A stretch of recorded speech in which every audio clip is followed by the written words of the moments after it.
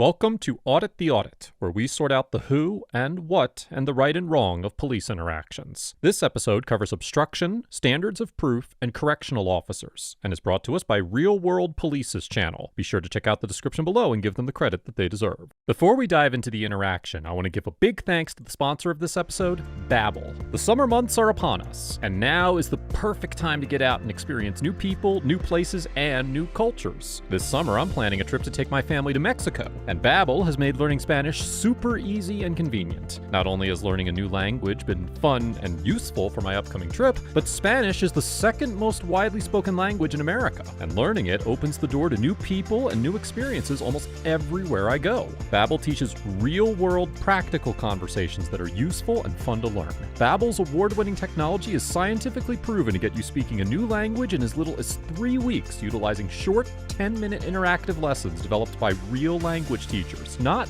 learning algorithms or AI. Thanks to Babbel's speech recognition feature, learning Spanish has been muy divertido. Right now, Babbel is offering members of the ATA community a 65% discount when you click on the link in the description. With a 20-day money-back guarantee, you have absolutely nothing to lose. So click on the link in the description and start your language learning journey today. Thanks again to Babbel for sponsoring this episode. On June 11th, 2018, Deputy Duriel Aiken of the Pasco County Sheriff's Office detained Dr. Catherine Coker for allegedly running a stop sign near her home in Wesley Chapel, Florida. Because of the proximity of the stop sign to her house, Dr. Coker arrived home before Deputy Aiken could initiate a traffic stop, and he parked his cruiser on the street and approached her after she had parked in her driveway and exited her vehicle. So I'm actually doing a traffic stop now. Why? I'm just running a stop sign back there.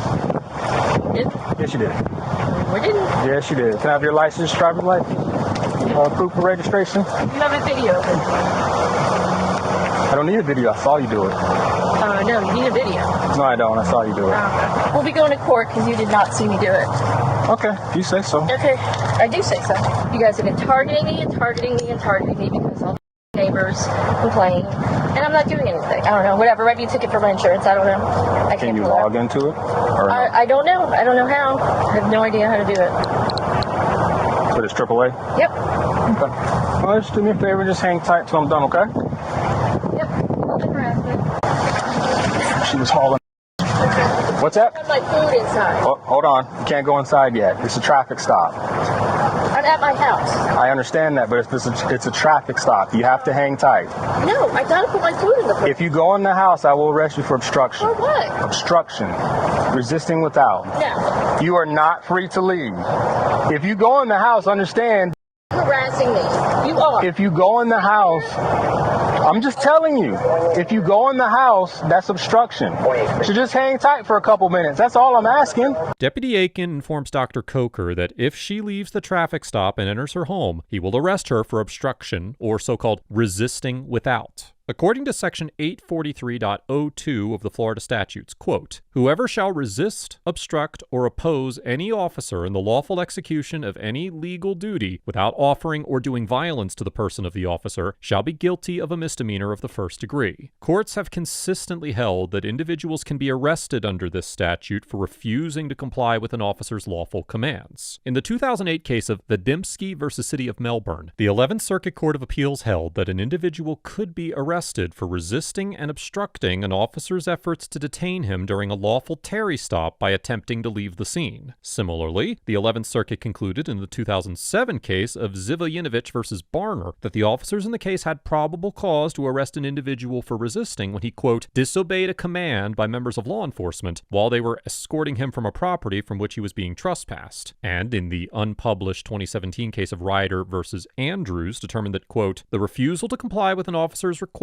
during the lawful execution of a legal duty may constitute resisting without violence. Additionally, Section 316.072 of the Florida statute states that, quote, it is unlawful and a misdemeanor of the second degree for any person willfully to fail or refuse to comply with any lawful order or direction of any law enforcement officer. The standard jury instructions for this offense state that to prove the crime of failure to obey the lawful order of a law enforcement officer, the government must prove 5 elements beyond a reasonable doubt, that the defendant was operating a vehicle, that the officer gave a lawful order or direction to the defendant regarding the operation of a vehicle, that the officer was acting in their capacity as a law enforcement officer, that the defendant knew that they had been given an order by a law enforcement officer, and that the defendant willfully failed to obey or willfully refused to comply with the order given. While the jury instructions state that the lawful order must have been made, quote, regarding the operation of a vehicle, in the 2020 case of United States versus Wilson, the 11th Circuit concluded that an officer had probable cause to arrest an individual for violating this statute when he repeatedly refused to produce his driver's license during a legal traffic stop. Given the existing precedent for both the resisting and the failure to obey statutes, it is likely that if a court concluded that Deputy Aiken's initial traffic stop was legal, it would also determine that Dr. Coker could be arrested under either statute for refusing to comply with Deputy Aiken's orders to remain outside. You go in the house, understand that's obstruction. Shut up. Okay. Hello, sir. How's it going? Not bad, and yourself? Good, good. I'm Eddie Coker. Deputy Aiken, how you doing? Hey, man. Yeah, I work for HCSO.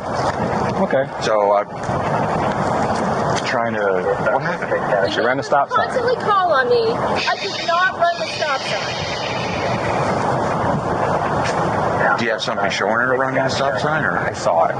You saw it? I saw it. He didn't see it. Dr. Coker's husband, Dwayne Eddie Coker, who was a detention deputy with the Hillsborough County Sheriff's Office at the time, asks Deputy Aiken what happened, and Deputy Aiken informs him that he saw Dr. Coker run a stop sign. Under Section 316.123 of the Florida statutes, quote, every driver of a vehicle approaching a stop intersection indicated by a stop sign shall stop at a clearly marked stop line, and it is a so-called non-criminal traffic infraction to violate this statute. The law is clear that an officer's visual observation of an offense is sufficient to establish probable cause for a traffic stop. As the 11th Circuit explained in the 2018 case of Manners versus Cannella, quote, probable cause does not require convincing proof that the offense was committed. It does not require proof beyond a reasonable doubt or even by a preponderance of the evidence. Probable cause requires only a probability or substantial chance of criminal activity, not an actual showing of such activity. Even though probable cause is a relatively low bar, the Supreme Court established in the 1996 case of Wren versus United States that, quote, as a general matter, the decision to stop an automobile is reasonable where the police have probable cause to believe that a traffic violation has occurred. Relying on this decision, as well as other precedents, the 11th Circuit held in the 2021 case of United States versus Brown that, quote, the probable cause standard is met when an officer personally observes a traffic infraction. Additionally, testimony regarding an officer's visual observation of a traffic offense is, in most cases, legally sufficient to sustain a conviction, particularly in situations that involve violations such as failing to stop at a red light or stop sign or not activating a turn signal. However, Section 318.14 of the Florida statutes requires the government to prove non-criminal traffic infractions beyond a reasonable doubt, and the defendant must be given the opportunity to challenge the officer's credibility and explain their own side of the story in court. Ultimately, as the 3rd District Court of Appeal of Florida explained in the 2010 case of Winkler versus Lawyers Title Insurance Corporation, quote, it is for the trial court to evaluate and weigh the credibility of witness testimony and other evidence adduced at trial. In this situation, it is likely that Deputy Aiken's testimony would be legally sufficient to prove that Dr. Coker ran the stop sign. However, it is also possible that a court could ultimately believe Dr. Coker's story over Deputy Aiken's, or that there was at least reasonable doubt as to whether she ran the stop sign after hearing testimony or reviewing other evidence presented in court. I'm sure you know since you're a deputy. I saw it. I'm telling you, I saw it. Right. So You're wrong. that's probable cause for me to conduct a traffic stop, which is what I'm doing.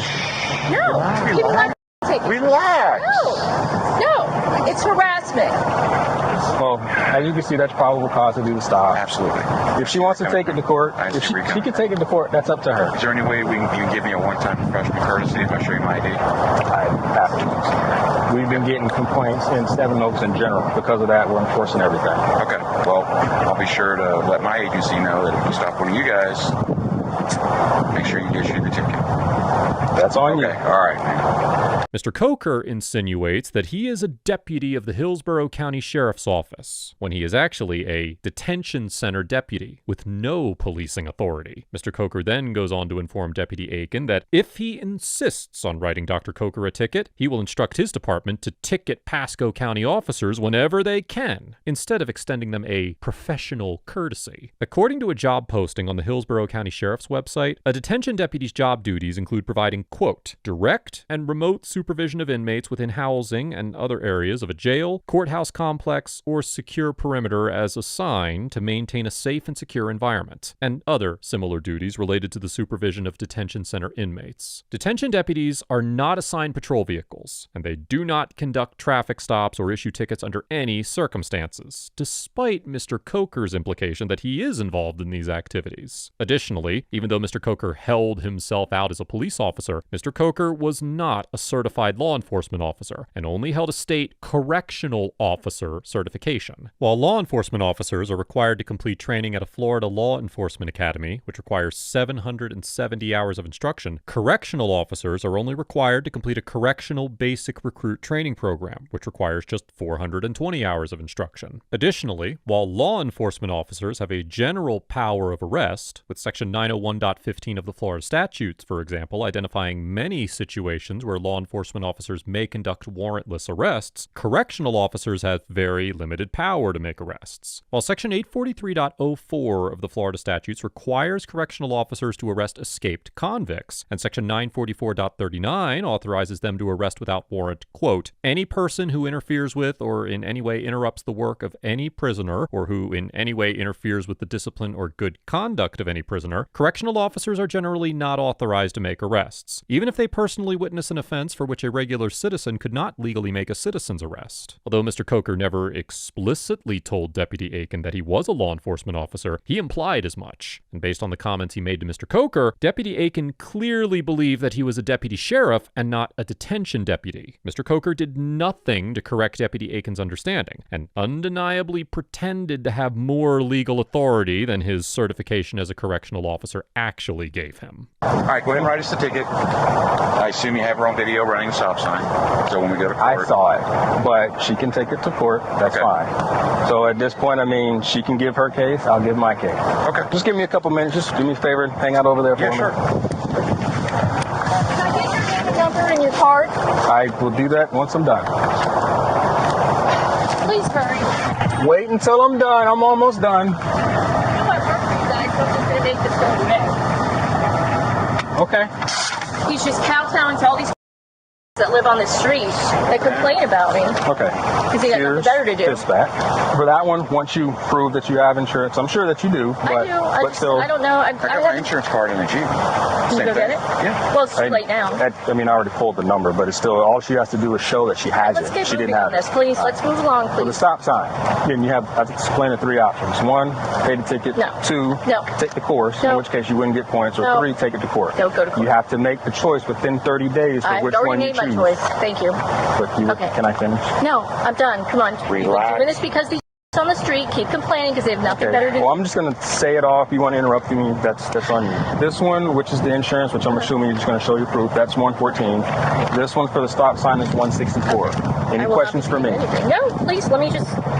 Good to go? After Deputy Aiken issued the citations to Dr. Coker, Mr. Coker once again asked Deputy Aiken for a professional courtesy. During this conversation, Dr. Coker left and went inside her home, shouting a racial slur at Deputy Aiken as she walked away. Deputy Aiken once again defended his decision to issue the citations, and after providing Mr. Coker with contact information for his supervisor, Deputy Aiken drove away without further incident. Mr. Coker immediately contacted a supervisor to complain about the encounter with Deputy Aiken, and in that conversation, he explicitly referred to himself as a quote-unquote cop. This entire conversation is included in the original video on Real World Police's channel, as well as 2 hours of additional related footage, and I highly recommend watching the entire video if you're interested in learning more about this incident and the Cokers themselves. Ultimately, after fighting the charges, Dr. Coker was acquitted of running the stop sign and the other citations were dismissed. However, on October 8th, 2018, as a result of his actions during this encounter and a subsequent internal affairs investigation, Mr. Coker Coker sustained administrative charges of misdirected action in an official investigation, misuse of communications facilities, improper use of official position, and conduct unbecoming a member of the sheriff's office. And on January 30th, 2020, the Florida Criminal Justice Standards and Training Commission, which is responsible for the certification of law enforcement and correctional officers in the state, voted to revoke Mr. Coker's correctional officer certification for, quote, misuse of public position. Overall, Deputy Aiken gets an A+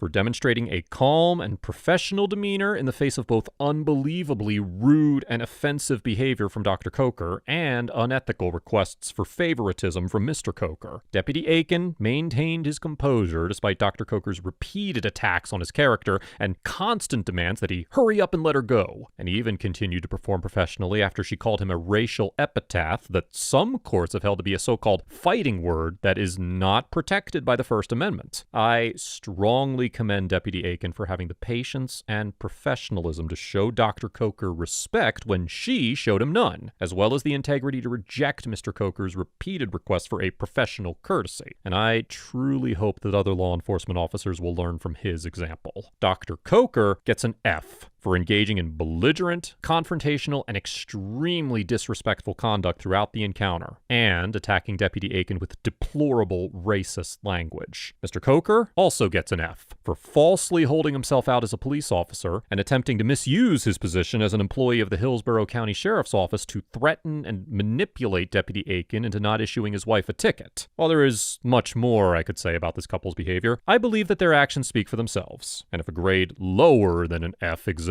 I would certainly assign it to the Cokers for their conduct before, during, and after this encounter. Let us know if there is an interaction or legal topic you would like us to discuss in the comments below. Thank you for watching, and don't forget to check out my second channel for even more police interaction content.